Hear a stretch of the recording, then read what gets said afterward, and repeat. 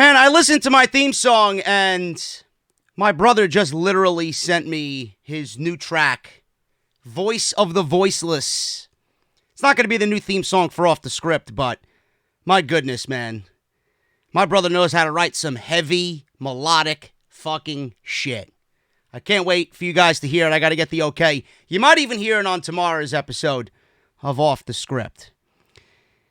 Have you guys seen Takeover's card, man? Holy shit. Look at Takeover's card. Balor versus Gargano, take my money. Tommaso Ciampa versus Adam Cole, take my money. The Broserweights versus Undisputed Era, Kyle O'Reilly and Bobby Fish, take my money.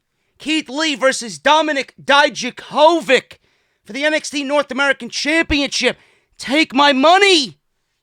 Bianca Belair versus Rhea Ripley for the NXT Women's Championship. Take my money. Now, Bianca, I wish would win, because I do think that Bianca versus Charlotte is the better match at WrestleMania. I don't want to dislike Rhea Ripley now all of a sudden, but we're going to go over Rhea Ripley and Charlotte and everything that was in the newsfeed this week on Off the Script tomorrow. I'm not even going to bother talking about it here because everybody reported, oh, Charlotte's going to show up on NXT. We can't wait till Wednesday. She's going to make her announcement on Wednesday, and then there's no Charlotte Flair. But man, that TakeOver card is absolutely ridiculous. It is going to be a classic TakeOver. I feel it already. It's going to be a great show. How many of you guys got the new t-shirt, man? You got to go get the new t-shirt. I got to show it again because I love it so much. Follow me, my sons. The YWC Messiah. I've had people tell me already, oh, why don't you stop with all the gloating about yourself? Why don't you get over yourself? I love how I could easily trigger people. All these cretins in the community, they're like, what's with these gimmicks from all these YouTubers? Right? They're like, oh, JD's playing a gimmick. Of course I'm playing a fucking gimmick, you idiot. That's why people are on YouTube when I'm in front of a camera. You guys need to be entertained. If I was just regular, boring old me, nobody would watch me. And I wouldn't have the audience that I do now. So, I love getting lessons from everybody in the community. But if you guys want to go get your t-shirt, man, link is already down in the description. Go and get it. It is on sale. I got hoodies, I got women's tees, I got unisex tees, and they're all the finest premium quality. You guys can go get that right now at Bonfire. They hooked it up big time, man. Multitude of colors. I got ladies' colors, I got guys' colors, and I am sorry for all the 5XL guys out there. I do not have 5XL. So if you're 5XL, I don't know, man. Maybe you'll barely fit into a 4XL. I don't know. So I'm sorry about that, but go get your t-shirt. I would greatly appreciate that. We already got several sold already. So thank you to everybody that has already purchased a t-shirt. Make sure you guys follow me on social media at JD from NY206. As always, Twitter and Instagram and all that stuff. Great way to keep up to date on the channel. If you guys are new around here, thank you for stopping by and tuning in today live. And if you guys want more, I'm here every single day. Make sure to hit that subscribe button, turn on that bell for all notifications, and you guys will have the best in the YouTube wrestling community with Off the Script. If you guys missed anything that I previously uploaded this week, make sure you guys go and check that out. I might have some Luigi's later. Depends on how I'm feeling, and if I don't get too lazy, because I got the podcast to work on later. So make sure you guys go and do that as well for me, and check out all the videos that you might have missed. And today's podcast is brought to you by Audible. My good friends over at Audible, man, audibletrial.com/offthescript. Make sure you guys go and get your 30 days of their service. It's free. Download the app, Google Play, iTunes, whatever. Download the app. It's free. 30 days free of their service and one free audiobook of your choice. Over 200,000 choices to choose from. Every sign-up helps me and helps the show. And it tells Audible, holy shit, JD and Off the Script are doing a fucking fine job. Let's continue to sponsor his show. So thank you so much, and everybody that supports Audible. We got some super chats here already, man. Let me get in here. We got Chance Simmons, $5 super chat. Thank you so much, bro. JD, keep up the great podcasting game. Also, thanks for talking about Alter Bridge. Great music. Can't wait to go see them in concert tomorrow. You motherfucker. Making me jealous already, man. I can't wait till they come back to the East Coast. Ulysses Smith, the Beast. He was the MVP last week. JD, I just want to say thank you so much. As he says, he's a diehard regular viewer of mine since the Royal Rumble 2014 review, and been hooked ever since. Thank you so much, my friend. And Twisted Nightmare Gaming, thank you so much, my friend. $3.50 super chat. They don't make the t-shirt in 5X, bro. I know, man. I'm sorry. You might fit into a 4X. I don't know, man. They didn't go up to 5X. What do you want me to do? They don't go up to 5X. I'm sorry, you big 5X guys out there, man. I apologize. Zachary Francis, $5 super chat. Hey, man, I love the live videos. Been a sub for 5 years now. Also, do you think the confrontation between Brock and Riddle was a work? No, I do not think it was a work. It was a shoot. And I got this directly. One-on-one, man-to-man from Sean Ross Sapp. Shout out to Sean Ross Sapp. He told me it's not a work. It's legitimately a shoot. I thought it was a work. He kind of put me in my place a little bit, but if there's anything that is going around the community and he's reporting on, I believe him more so than anybody else. So I believe what he says. It's a shoot. It's all legit. We'll talk about that on Off the Script tomorrow as well. And we'll get the rest of these super chats out of the way as I get on into the review. Quickly, I know you guys are liking the live shows. I know you guys are liking the live videos. This will be the last one for a little bit. I have my own thing going on mentally. I want to get myself ready for more live videos. I don't want to crowd the community with too many live shows because it's not my thing. And I honestly think that, me doing this is a good step in the right direction because I eventually want to do phone calls. I eventually want to do guests. And I want to make it special. I don't want to come on here every single week and do the same thing every single week. I want to make it special for you guys, something that you can look forward to because I don't go in the typical WWE mentality, man. Their mentality is quantity over quality. It's not what I do. I'm quality over quantity. So thank you guys for the support on the live streams, but they will be ending with this, and we'll go back to our regularly scheduled programming next week. But you will see another live video, another live podcast. I'm thinking about doing it the Sunday of a major WWE show like Super Showdown or Elimination Chamber. That Sunday, I'm grounded home anyway. So I could go live in the afternoon, like 1, 2 o'clock, get you guys all excited. We did great with the Royal Rumble, man. Now it's the Royal Rumble, but we almost had 2,000 live viewers, and that's what I'm looking for. So thank you all for the support. They will be back during major pay-per-view shows. NXT last night was, and I laugh at the people who like, oh, JD, AEW was a good show. You're a WWE mark. AEW, to me, was a boring show. NXT, every single week, has the better show. I'm not making that any secret. I don't make that a secretive thing. It's very public. I love NXT. And a lot of people are like, AEW was a good show, but watch JD lick and suck NXT's cock. I'm like, why?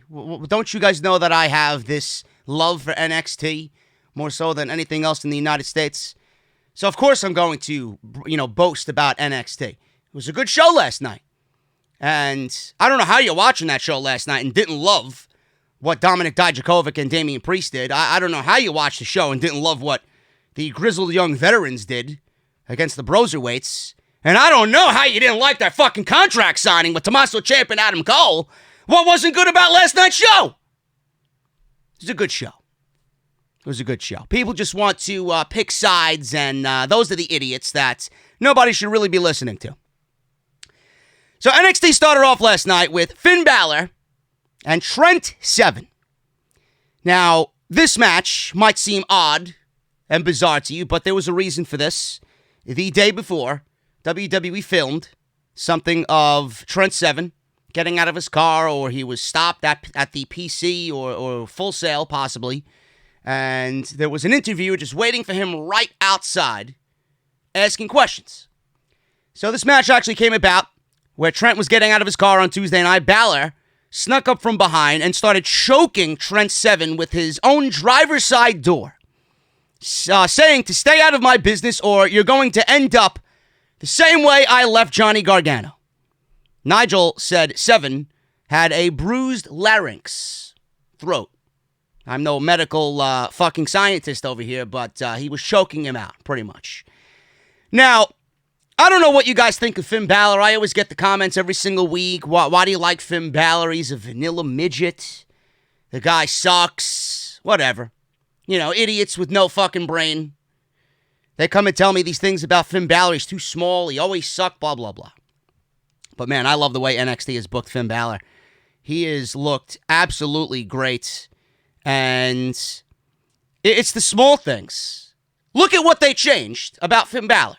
He was an underwear smiling geek, or an underwear modeling smiling geek on Monday Night Raw and SmackDown Live. The guy was literally a walking fucking advertisement for Crest toothpaste. He was awful. He was absolutely awful. He had no intensity. It was the same thing every single time in the ring. They didn't do anything with him. I mean, the last time we seen him on the main roster, he was feuding with fucking the human charisma vacuum, Bobby Lashley. I mean, that was awful. I don't have any other words besides awful, terrible. It was god-awful. But they changed everything about him in the subtlest of ways. No more smiling. He's no more a model for fucking Calvin Klein underwear. And his intensity is through the roof. Everything he does is with the fucking utmost precision. The simplest of things. They made him into a man. It's like Vince McMahon wanted to fucking castrate this guy on the main roster, and Triple H took him, and it's almost like a fucking rebirth of Finn Balor. He's intense. He's legit. And he's looking the happiest he's ever looked, period. And it shows in his in-ring work. I'm loving what they did, man. Look, you take the smiling away, and look at what happens. The guy turns into a beast. So Seven was rolling into the ring to do his pose, and Finn hit him with a basement dropkick from behind and knocked him out of the ring. And once again, at the bell, Finn charged Trent in the corner with some kicks, choking him out on the ropes, boots, giving him the boots, stomping a motor hole in him. So then the action goes to the outside. Another missile drop kick by Finn Balor on Seven. Finn beat down Trent against the barricade, the apron. Barricade again, apron. Finn finally went for a cover after a double foot stomp. Small package by Seven. That was a very close near fall. Almost took Balor by surprise, actually. Finn took down Seven immediately with a sling blade. And then we go to a commercial break. Obviously, the commercial breaks are the worst part of the show. They just take you out of everything, man. And it was a split screen. You know, I'm really starting to hate the split screen commercials. And AEW does them every commercial break. I would rather them not do it, to be honest with you. Only when MJF is on. Only when MJF and Sammy Guevara are on. Because MJF is a fucking beast. Guy is absolutely TV gold. So yes, split screen commercial with MJF because he shits on everybody. And then Sammy Guevara with the cue cards, that's it. Everything else, just go to commercial break, regular. So not much happened during the commercial break as Finn had Seven grounded. We come back from commercial. Finn has Trent in a chin lock. Seven escaped. Hit him with some devastating chops, DDT, for his first real offense of the match. And this one went about 8 minutes or so, and it was dominated 7 minutes by Finn Balor. Seven took the Balor to the corner for a few chops. Irish whip. Balor got the legs up. Seven bounced back, hit a snap suplex, and then a 7-star lariat for a close 2 count. So Balor rolled to the outside. Seven hit a tope, rolled Balor back into the ring. Seven went up top for a moonsault, but Balor popped up and chop blocked Trent Seven off the top rope. It looked nasty. He took a nasty spill back into the ring. Hesitation, missile drop kick by Finn Balor in the corner. He went up for the coup de grace. Then he finished him off with the 1916, and that was it. Now, a lot of people are probably like, well, Trent Seven's a quality guy. You know, him and Tyler Bate are quality guys. They're a great act in NXT UK. This was a squash or a burial of Trent Seven. I don't think so. I think Mustache Mountain are pretty much Teflon at this point. Everybody loves them no matter what, no matter when they come out. And this was a solid win for Finn Balor in a predictable situation to get him ready for the match with Johnny Gargano. That's all this was. Nobody was thinking that Trent Seven's going to get anything on Finn Balor here. It was all to build up for Johnny Gargano, and it was solid competition and a solid win. No more. So I thought this was great. Kathy Kelly interviewed Matt Riddle and Pete Dunne, and every time they were on the screen, I love it. Riddle said that Pete is a bro from another Mo. Exactly what he said. I'm not adding anything to my notes here. That's exactly what he said. A bro from another Mo. And when I looked into his eyes, I can see the love and care that Pete Dunne has in his eyes.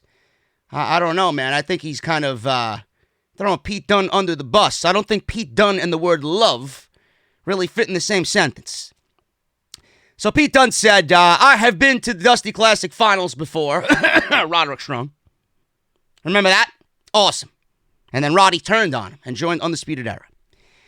So I've been to the Dusty Classic Finals before, and tonight is a chance to redeem myself. Riddle then said, when we win, everyone will see that Pete is actually the life of the party. So I thought that was great. Simple and to the point. We got some super chats here, man. Let's see what we got going on over here. John Trailer, $5 super chat. JD, I've been listening to you since 2015. If and when I get my podcast started, you will be credited as my inspiration. Thank you so much, man. What is the podcast going to be on? Is it going to be wrestling or just common interest, basic interest that you take interest in? I don't know. Anybody could podcast about anything, really. Honestly, it's one of the biggest platforms in the world to just get people out there in front of a wider audience. Podcasting is great. Chris Underwood, $4.99. When I get paid tomorrow, I'm buying that shirt. Thank you so much, my friend. I would really appreciate that. Hopefully everybody gets paid tomorrow and buys the t-shirt. It is awesome. I will rep it in Tampa. Always enjoy your content, brother. Cheers. Maybe people will look at you and say, oh, is that a Seth Rollins t-shirt? Who is that? Oh, it's JD. Fuck that asshole. Good. It's the reaction I want. Trey Scarborough with the $10 super chat. Love your show, JD. Been here since 2015. Rumble, stay elite. Thank you so much, man. Thank you so much, my friend. Gus with the $5 super chat. Still waiting for the AEW Effect is Real t-shirt. I don't know if I could get the AEW logo on a t-shirt without any copyright infringement, man, but it is real. It is real, and the Charlotte Rhea Ripley rumors are another AEW Effect. Don't believe anybody else if they say no. Ulysses Smith, another $10 super chat. JD, I gotta tell you, you got me through rough times and recently depression, and you didn't want to live anymore. I don't want to hear that shit, man. I don't want to hear that shit. Thank you, man. If you and I ever meet, I got your favorite beer waiting.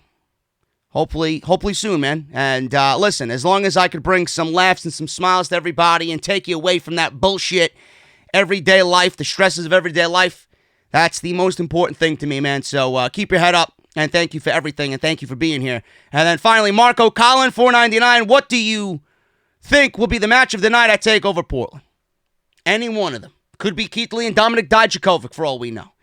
So we'll talk about that in a little bit. But Marco, thank you for the $4.99 super chat. We got some more coming in, but we'll get on with the review and hit up those super chats a little bit later. Shotzi Blackheart versus Deonna Purrazzo. Deonna Purrazzo was one of my favorite. Now, I had some unfair comments about Deonna a couple of weeks back when she was on Monday Night Raw.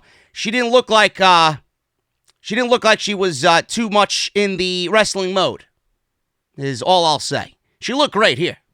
She looked really good here. And hopefully they start using her more because she is great. And I loved her going back to the Mae Young Classic when I first seen that she had signed with the WWE. But I was glad to see her back here. And this match, if you guys remember, Deonna was actually eliminated by Shotzi in that Women's Battle Royal a couple of weeks back. So this is a take off what had happened there. Storyline continuity. Oh my goodness, what a fucking weird concept. I love it. I love it. So Shotzi actually drove a mini tank to the ring. Yes, a mini tank to the ring. I don't know why this was incorporated into her entrance. Maybe it's a one-time thing. Maybe it's not. I don't know. But I'm going to say that's just who she is. And her personality is, I'm going to do whatever the fuck I want. I'm a free spirit. I got green hair. I'm going to do what I want. Some people might not have liked the entrance. Might be a little bit over the top. I thought it was cool. Whatever it is, it gives her an identity. And I honestly think the most important thing a female should have coming into the WWE is an identity. She definitely has an identity. Her personality, though, I will say this, from what we've seen of Shotzi Blackheart so far, she's okay in the ring. She's nothing that I'm going to jump out of my seat for. She's not going to be the next one to give me a 5-star classic, hopefully, in the future, definitely. But her personality is much better than what we've seen of her in the ring so far. That's just my take. But I love both of these women. I think they're awesome. I loved Deonna's offense here. I think she was great. Very stiff, very hard-hitting. It was almost as if she was trying to send a message. You don't want to use me? I'm going to beat the shit. I'm going to beat the green off of this bitch's hair. Arm wringer by Purrazzo. Grounded Shotzi. Back up, step up in. Seguri by Shotzi. Deonna caught her arm again. Purrazzo was mimicking, kicking dirt, and just gloating that she's better than Shotzi, kicking dirt on Shotzi. Then continued working on the arm with her legs and knees. Some nice submission holds by Purrazzo. Short arm clothesline by Purrazzo. Second one got a 1 count. Really good stuff there, and I love the intensity that Deonna showed in this match. Jawbreaker by Shotzi, followed by a swinging neck breaker. Deonna charged the corner, but Shotzi escaped and hit a bulldog. Running knees, discus elbow, and a thrust kick by Shotzi for a 2 count on Deonna. Bicycle kick by Purrazzo on a charging Shotzi. Shotzi took her down and went up. Senton for the win, and Shotzi Blackheart gets the victory over Deonna Purrazzo. The mini tank, she got in the mini tank and drove away. And that was pretty much it. Keith Lee was on the microphone, and he just won the North American Championship. This was awesome. I love Keith Lee, man. He is so great. 1 week after winning the North American Championship, he was back live on NXT. He looks good with that title, I gotta say. Crowd was going crazy for him. You know, bask in his glory. They were singing. So it was a really great moment there for Keith Lee. He lived it up. Chance of you deserve it. My name is Keith Lee, he says, and I am your limitless NXT North American Champion. Let me paint a picture for you guys. Weeks ago, I told 4 men, Undisputed Era, which championship I will take first. Not only am I a moment maker, a game changer, but now I am a prophecy ender. There he is, the prophecy ender, Keith Lee. And next on Keith Lee's agenda, and before he says anything else, out comes Damien Priest. Out comes Damien Priest. He does the bow and arrow. His name lights up in fire on the big screen. He has a microphone, and this is the first time we are hearing from him in this capacity. So it's nice to see how Damien Priest can handle himself on the microphone in front of a live audience. So he says, Keith, I really, really like taking things, meaningful things, women. Now, what does that mean? He likes taking women. I don't know what he meant by that, but you could see he's a playboy. I don't know, you could misconstrue that as taking something else. Whatever you guys want to think about when he says he loves taking women. Priceless possessions. I get what I want. And what I want is right there. And he points to the NXT North American title. How are you going to give it to me? Then out comes Dominik Dijakovic. He's got a microphone in his hand. I hate his theme music, by the way. They gotta change his theme music, man. It sounds like a generic theme that you would pick for a fucking custom superstar in WWE 2K. And you don't want to be associated with WWE 2K, believe me. Keith, you and I, Lord knows we've been through our fair share of battles. And if anyone deserves that North American title, it's you. But if anyone is going to be the first to take that title from you, it certainly isn't going to be this bootleg Marilyn Manson. Crowd loved that one. Keith Lee's like, you know what, bro? I'm getting out of here. So he ducked out of the ring, and he left the ring. So Priest obviously took offense to this, and he punched Dijakovic in the face. Referee ran out there, William Regal, right then and there, made the match, per commentary. He was in the back somewhere, so they made the match happen. It was Damien Priest versus Dominik Dijakovic.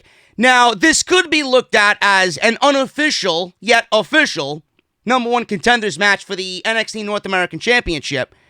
But they didn't really mention that it was on commentary. So I just took it as such because they're arguing over the NXT Championship, NXT North American Championship. And I love the fact that I mentioned when Keith Lee beat Roddy, who I could see, Damien Priest, and then Dominik Dijakovic, and then boom, we got them right here in the ring this week on NXT. Shirts are off for both guys. Both guys charged at each other. Irish whip and avalanche by Priest. Irish whip and elbow by Dijakovic. Pendulum backbreaker and a splash by Dijakovic for 2. Priest bailed, but Dijakovic followed and put a boot to Priest's back. But Priest hit a big boot of his own. Followed with a crucifix bomb on the apron, which Morrow sold like death, which was great, and that went right into commercial. Back to TV, Dijakovic hit a huge release suplex on Priest. Priest escaped the chokeslam and hit a number of jabs and a slam for a 2 count. Flatliner for a 2 count. Then he did the bow and arrow gesture that he usually does. And he was standing right over Dominik Dijakovic. So Dijakovic rose up from the dead, grabbed his arm in the middle of this bow and arrow gesture, picked him up and gave him a choke, sit-out powerbomb. Or choke slam, sit-out powerbomb for a 2 count. Now, I don't know if Damien Priest is just trying to be cool and hip and trying to play up the crowd, but I think he'll now know from this point on not to do the fucking bow and arrow gesture standing above a downed opponent. I think he might have learned his lesson with that one. So Priest bailed to the outside, and then Dominik Dijakovic hit a fucking acai moonsault to an NXT chant. I mean, watching these two guys go, and guys this size, honestly, go at this level is just unbelievable. Back in. Priest caught Dijakovic looking for a springboard splash. Choke slammed him for a 2 count. Step up tope con hero by Priest. And rolled Dijakovic back inside. They collided in the ring with stereo spinning boots. Both are down on the mat. So Priest got to his feet. Went up top. But Dijakovic hit a super kick and went up. He lifted Priest up in a fireman's carry. But Priest battled out and hit a fucking poison Rana from the top. Can you imagine? Can you imagine? Dijakovic with Priest in a fireman's carry on the second turnbuckle. And Priest is wiggling himself out. Lands into a position off Dijakovic's back, backwards, to hit a poison Rana on Dijakovic, who's got to be like 6'7", 6'8". Unbelievable. And Dijakovic, his head, it wasn't like flush, but you seen the side of his head come down on the mat in that poison Rana, man. Just unbelievable. It's unreal what guys like this, like this, the size of these guys can do. It's unbelievable. Priest went for the reckoning. Dijakovic slipped out, shoved Priest into the turnbuckle, hit Feast Your Eyes, and that was it. This was an unofficial number 1 contenders match with the commentary saying it, but Dijakovic was pretty much right in front of our eyes, Feast Your Eyes, the number 1 contender for the North American Championship. For a takeover match on that stage, take my money, bro. Dijakovic and Keith Lee. So I think that's going to be awesome, and I would not be surprised if they booked that match for TakeOver. They certainly have a reason to after he beat Damien Priest. This was awesome. This was an awesome match. Going back to the Super Chats, man, let's see what we got going on here. Marco Collin, what do you think will be the match of the night at TakeOver Portland? Like I said, anything, really. If Keith Lee and Dominik Dijakovic are it, I'm going with them. We got Dashy 41, 2 pounds. Thank you so much, my friend. John Trailer. He's got another super chat. Let me see. Does he? I think so. Yes, he does. I'm a goon. I've always wanted to ask you, what do you think about a heel Roman Reigns, heel Usos managed by Paul Heyman as the new Samoan SWAT team? I've called for that years ago. I gave up asking, and I gave up wishing. But a heel Roman? I love to see a heel Roman. I think he'd play that role very well. Steve Wynyard, 5 pounds. Thank you, my friend. Why do people always pick sides? They do it with Marvel and DC and lots of other areas. You can like both. Join Seth in Clown School, clowns. Yes, I do agree. I don't know why people pick sides. They have no life. They have no hobbies for themselves, and they figure, let me argue which is better, AEW or NXT on social media. Because I have nothing to fulfill my life with, so let me argue with people that I don't even know in real life. That's pretty much my explanation on that. Ulysses Smith, $5 super chat. If the Broserweights win the tag team titles, which I think they will, or keep them together a while, I won't be surprised if Triple H turns Pete Dunne heel on Matt Riddle. Io Shirai is best. I could see that happening, but I'm not really in that mode yet because I'm enjoying them so much as a tag team. I think they are going to win the tag team championships. Green Envy, $4.99, super chat. Hi, JD. I don't know if you saw my tweet. I almost crashed my car laughing when I heard ABCDEFGHIJK Humberto. Huge fan. Thank you. Well, don't listen to me while you're driving anymore then. No, I want you guys to listen to me wherever, but, yeah. And everybody says I'm an asshole and whatnot. That came to me immediately. Just there. It was just off the cuff. Maybe I should go into stand-up comedy. I don't know. I love that line. I thought it was awesome. Thank you for enjoying it, and thank you for $5, dude. John Trailer, it will be a wrestling podcast. JD, wrestling is my life. That's good to know, bro. If you need any tips, I'm here. We got a $1.99 super chat from Georgie Curti. JD, can you call me a goon, please? With that name, you are definitely a fucking goon. James McBreen, $2 super chat. Coronavirus looks like JD has the Guinness virus. I wish. I think I'd feel good every day of the week with a Guinness virus. Ulysses Smith with another $5. I hope I can get like you and not have to work for a BS job, a.k.a. the man, and be my own boss somehow, whether YouTube or whatever. Just don't know what to do. Bro, it'll come to you. You got to find something that you're passionate about. I was passionate about wrestling, and I started a podcast. And I do not take anything lightly. I take everything as it comes to me, and I just put myself out there, and here I am. That's all I did. We'll hit up the rest of the super chats in a little bit. Let's get on with the rest of the show. Tommaso Ciampa is in the back. Kathy Kelly interviewed Ciampa. She said, tonight, William Regal will announce Adam Cole's opponent for NXT TakeOver Portland. At TakeOver, he says, Goldie comes home. Tonight, Daddy makes sure of it. Ciampa had a metal pipe. He smacked the metal pipe against a metal shelf that was behind him, and he walked away. That was pretty much it. In the back, an official ran to where some commotion was going on. Undisputed Era, minus Adam Cole, was laid out. So you see Bobby Fish, Kyle O'Reilly, and Roderick Strong all laid out, I guess in the back somewhere, outside Full Sail University. So NXT was, the Full Sail crowd was watching this on the big screen. You heard chants of Daddy's home. Ciampa came into frame. He came from around the corner with a metal pipe that he had before with Kathy Kelly. He was limping, and he dropped the pipe near all of this chaos. So he walked to the ring. He stopped to pick up a table along the way. Chance of Psycho Killer now from Full Sail. So he grabs a table along the way as he's walking to the ring. He grabs the table, puts it in the ring, spray paints a yellow X in the center of the table. So on the big screen, we see what's going on in the back live. Adam Cole has now found all of his stable knocked out. So Adam Cole is yelling, who did this? Where is he? And everybody in the back kind of threw Ciampa under the bus. Oh, he's in the ring. He's in the ring. So Adam Cole walked out to the ring with a very angry Tommaso Ciampa waiting. Who do you think you are? You think because you got injured, everyone is supposed to feel sorry for you? You think you can get away with jumping Undisputed Era like a coward? I am the guy who never lost the NXT title, says Ciampa. I am Goldie's daddy. And Adam, I'm going to tell you what is going to happen tonight. You're going to walk down the aisle, up these steps, into this ring, and I'm going to kick your ass. I'm going to pick you up and powerbomb you through this damn table. X marks the spot. Then I'm going to sign me a damn contract. Then I'm going to Portland, and I'm going to take my title, my life, and in Portland, Goldie comes back home. So William Regal comes out here, mad as shit, and he walks down the ramp and said he was going to come out here to offer Ciampa the opportunity to go one-on-one with Adam Cole at TakeOver Portland. He was not happy with what happened in the back. Cole walked to the ring with the contract. He said, I got this. And he hit Ciampa with a microphone. He says, I'm Adam Cole. I'm going to come in here and blah, blah, blah, blah, blah. Takes the microphone. He nailed Tommaso Ciampa in the face with the microphone. Ciampa started bleeding immediately.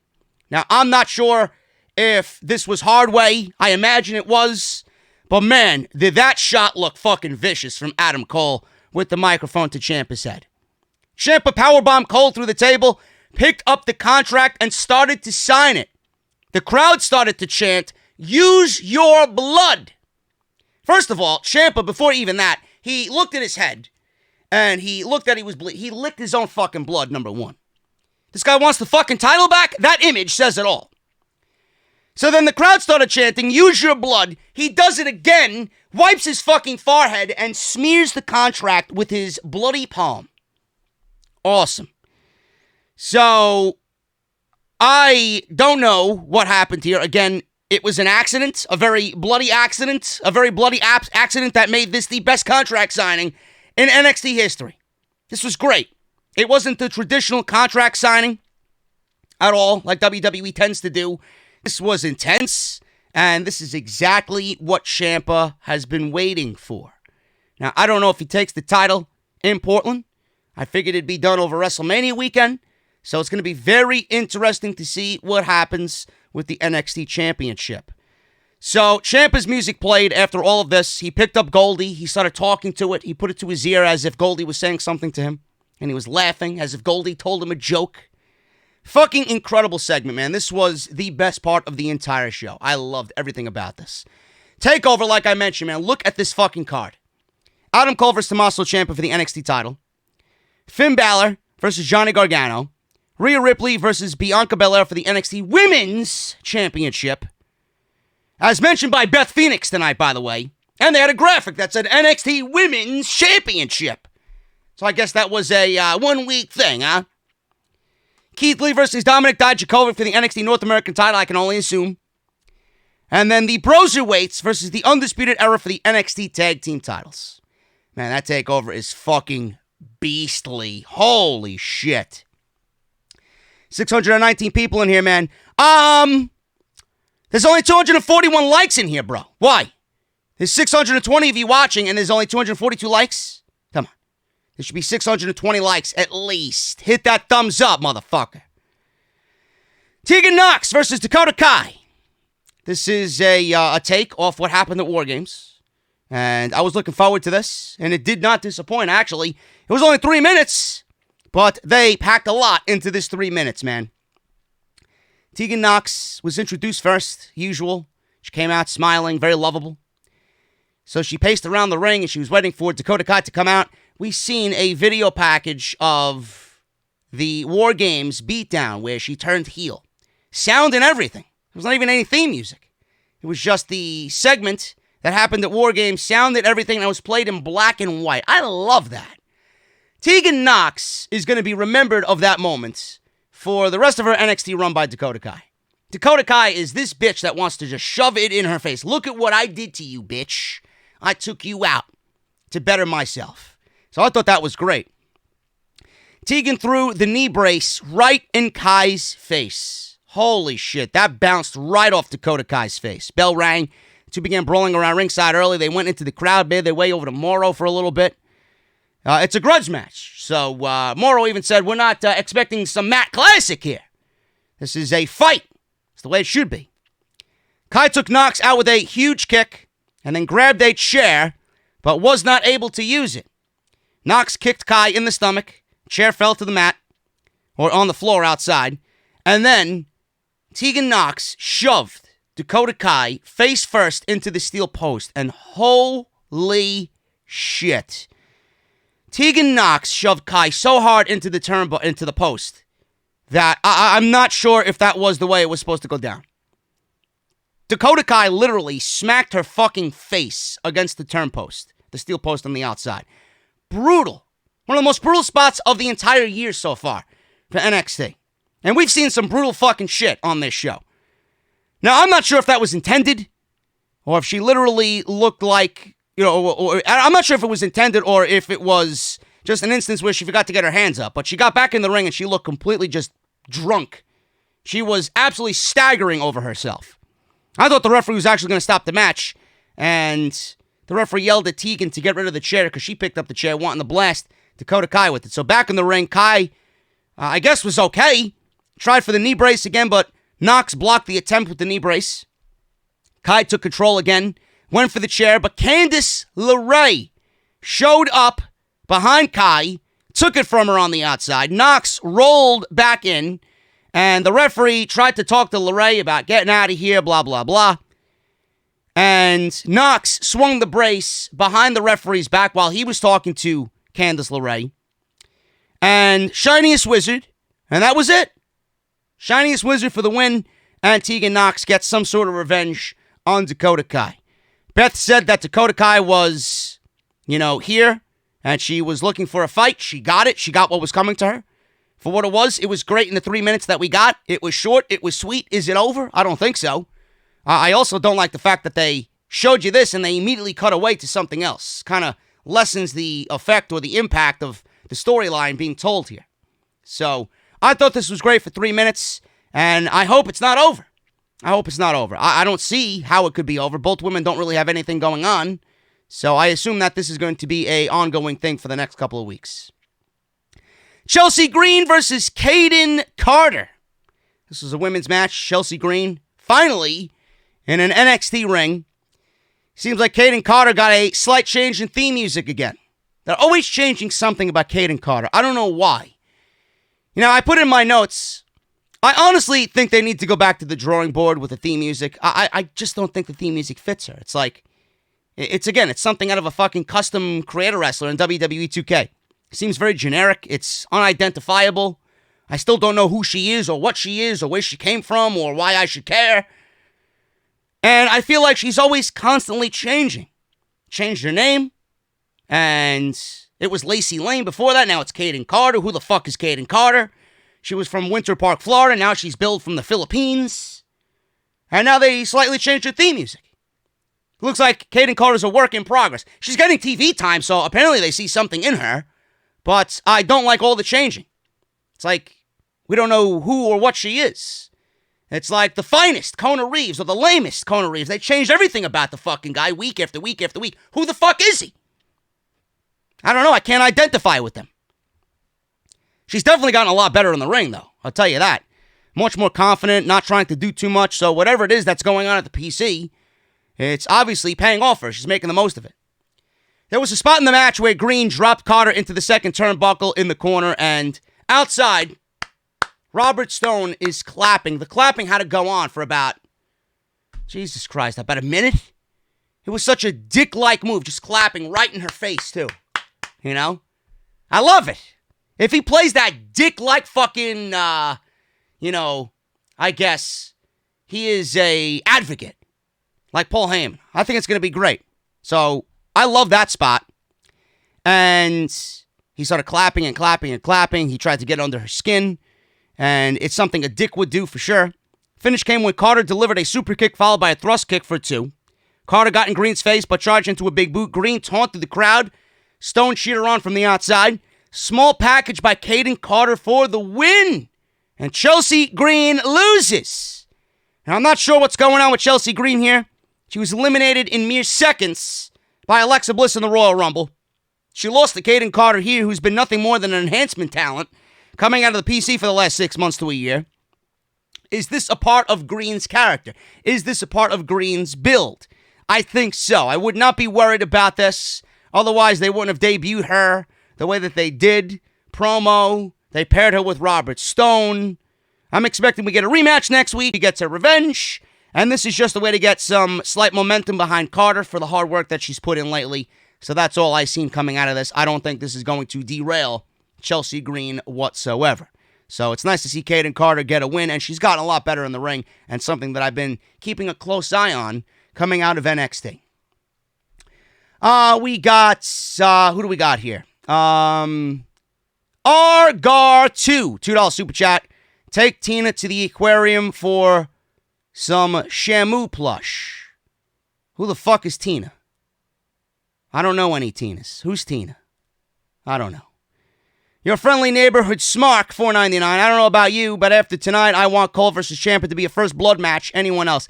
That would make sense after tonight, or after last night, I should say. But WWE tends to not do first blood matches because, they always take the safety of their wrestlers first.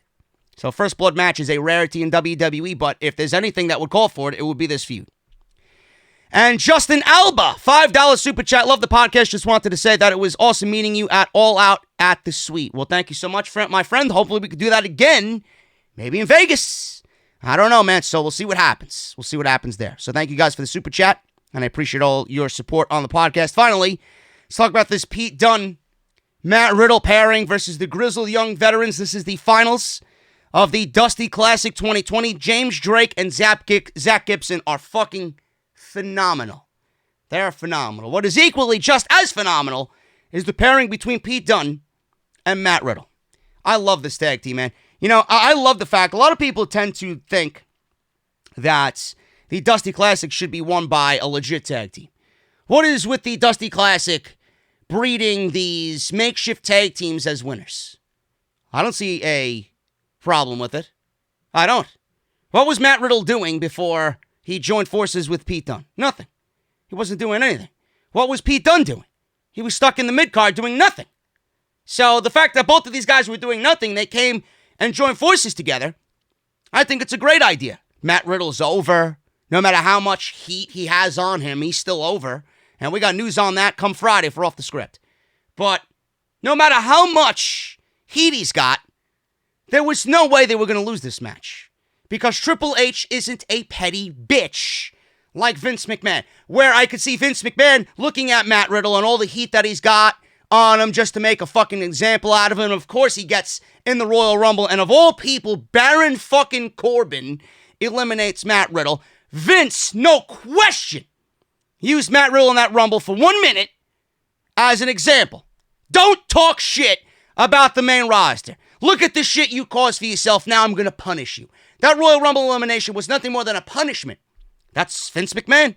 He doesn't give a fuck about Matt Riddle. He doesn't see the money in Matt Riddle because he's a fucking old fuck.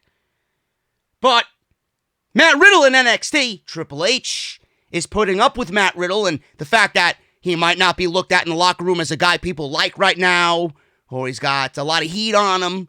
He's not going to derail plans for someone who he knows is money, for someone who he knows is over with the crowd. He's incredibly over. And if Matt Riddle had any heat on him, you know, I don't think Triple H is going to go about burying him, especially not with Pete Dunne there. Everybody loves Pete Dunne. I think Pete Dunne is admired and looked at by management as the guy. You know, everybody loves Pete Dunne. So Matt Riddle, you know, I don't think he would have been buried regardless. But I think even with Pete Dunne there, it kind of was his saving grace as well. So it all worked out, and this was the right outcome. I don't care what anybody says. This was the right outcome in this tournament. Pete Dunne and Matt Riddle are your Dusty Classic 2020 winners. This match was unbelievable. It went almost 20 minutes, 25 minutes. So all four rotated in and out. Quick double teams, quick tags. Gut wrench suplex by Riddle. Nice double team by Riddle and Dunn. Dunn did a moonsault off the apron onto Gibson, and then was knocked off the apron again by Drake. And soon after that, Gibson had Dunn up in a tombstone pile driver when Drake came and did a fucking pescado over the top, and it was like a makeshift Meltzer driver on the concrete. Unbelievable. Now, that should have took Pete Dunne out of the match fucking completely, but of course not. So that was awesome. Spiking Pete Dunne on the mat outside with a tombstone. Awesome move. They whipped Dunne into the ring post, went to commercial. So during the commercial, it was I'm assuming it was Grizzled Young Veterans. We didn't get a picture-in-picture here. But when we came back from commercial, we had Pete Dunne fighting back against the Veterans. X-Plex to Drake. Show came back. Dunn tagged out to Riddle, who went crazy on Gibson. Kicks, Broton, German suplex with a bridge for a 2 count. Drake broke that up.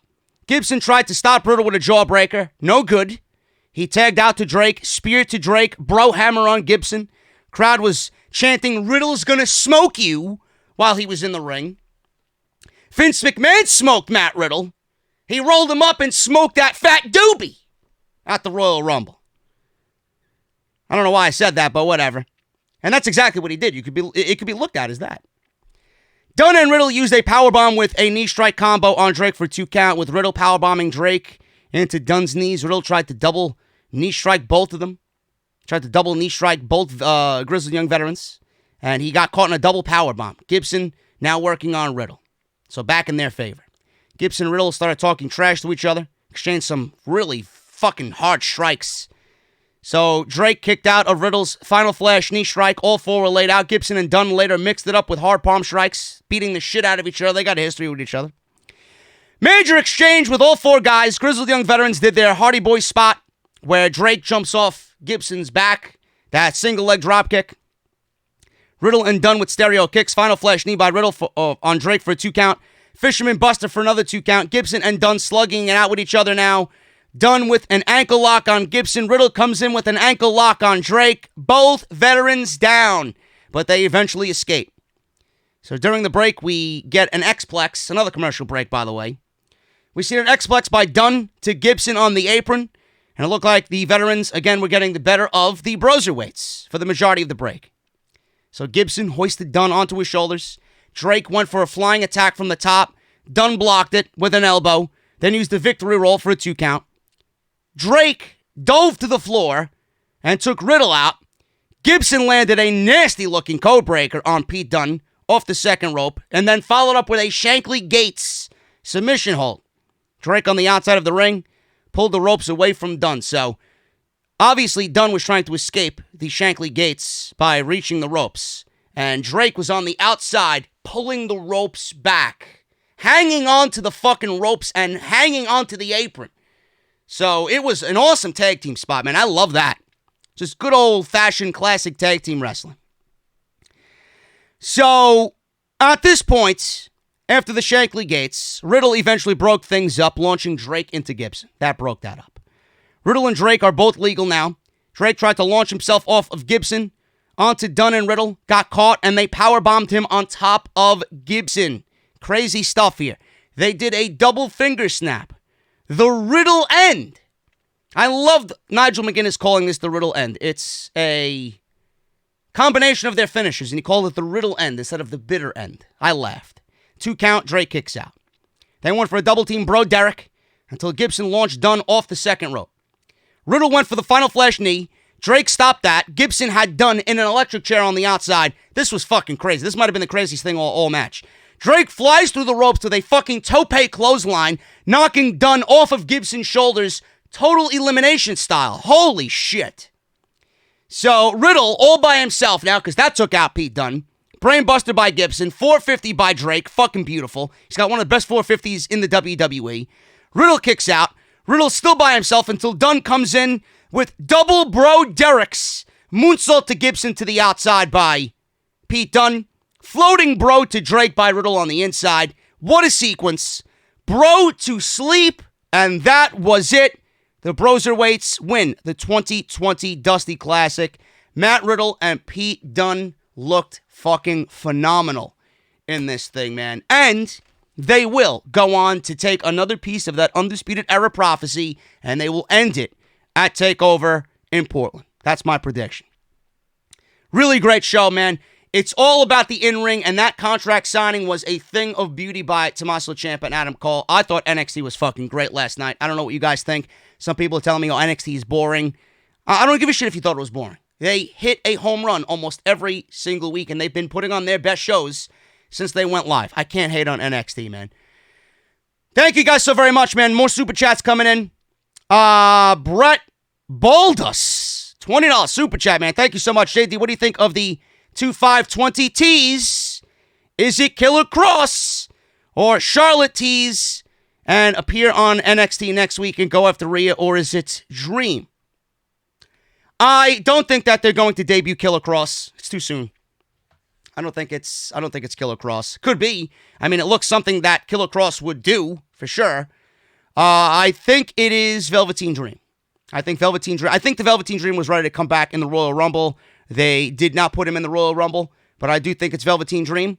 And Charlotte, I would actually have that prolonged another couple of weeks. I'd have her tease, and then I'd have her maybe 2-3 weeks from now come on NXT and tease. After TakeOver, I'd have her come out and tease. Let Rhea Ripley get through Bianca first, which I assume. I wish it was Bianca going over Rhea, but I would have Rhea go over Bianca, and then that Wednesday, Charlotte shows up and challenges Rhea Ripley, because there's going to be nothing else for Rhea to do. So I got my own thoughts on this. I don't necessarily like it completely, because I just can't see Charlotte putting over Rhea Ripley. She won the fucking Royal Rumble. So you mean to tell me that they gave her the Royal Rumble to keep her happy, and then they're going to have her go into WrestleMania and lose to NXT? That doesn't make sense to me. That really doesn't make sense to me. So we'll talk about that on Off the Script this weekend. But I do think it's for Velveteen Dream. Killer Kross, I think, is going to debut after WrestleMania. So, and there's even rumors about him showing up on Raw or SmackDown. So I don't even know. Fast tracking him to the main roster, I think, is a mistake. But that is literally next week. Now, I heard Killer Kross signed with NXT. He's ready to go. And he's going to get through all these obligations on the indies and then show up. But I don't think it's going to be Killer Kross. It's too soon. I think it's Dream. We got Dr. Glorious Records. $1 Super Chat Canadian. Thank you so much, my friend. Tina from Throwback Thursdays. And Aquarium is Black Ops 3. Oh, I loved Aquarium. Aquarium was one of my favorite maps in that game. I miss Black Ops 3, man. And Tina sucks. She still has me blocked on social media. And then we got $20 donation from NK. One of my patients who I was treating is a huge Brock Lesnar fan. I showed him your channel, and he loved your channel. You made him laugh in his darkest days. I want to say thank you. That makes me feel so good, man. Thank you so much for the $20 super chat. UK, I appreciate that. NK, thank you so much, my friend. And hopefully he's still a listener. And hopefully whatever he was ailing from, he's getting better and on his way to recovery. Guys, I'm getting out of here, man. Thank you so very much for all your support. Thank you to those who super chatted. We made a great review out of something I didn't really want to do live, but I figured I'd do it because I promised you guys after Dynamite last night I was going to be live, but this will be the last live podcast I do for a little bit until we get things situated and I add more to the overall concept of me going live. We'll do it for Super Showdown. We'll be live for Super Showdown, I think, if that's not taking place early in the day. I don't know. We'll see what happens, but I will be back with Off the Script, as always, on Friday. Thank you guys so very much. Let me hear my theme music. There you go. Thank you guys so much for everything. Follow me on social media at JD from NY206. That's on Twitter and Instagram. Check all the videos you might have missed. Dynamite last night was a great review. Go and check that out. Very detailed as always. If you guys want to subscribe, hit that subscribe button. Turn on the bell for all notifications. Go and get your shirt. It's live now on bonfire.com. Link is down in the description of this very video. Go and get yours today. Let's break the all-time sales record on Bonfire for Off the Script. JD's Elite holds the record. Can we do the YWC Messiah as the #1 selling t-shirt on Bonfire? And I'll see you guys right back here on Friday for Off the Script, man. Might see you tonight for Luigi's Mansion, so look out for that. But I'll definitely be back on Off the Script this coming Friday with a ton of news coming out of the Royal Rumble. Thank you guys again. Hit that thumbs up. I'm going to see you right back here on Friday for OTS.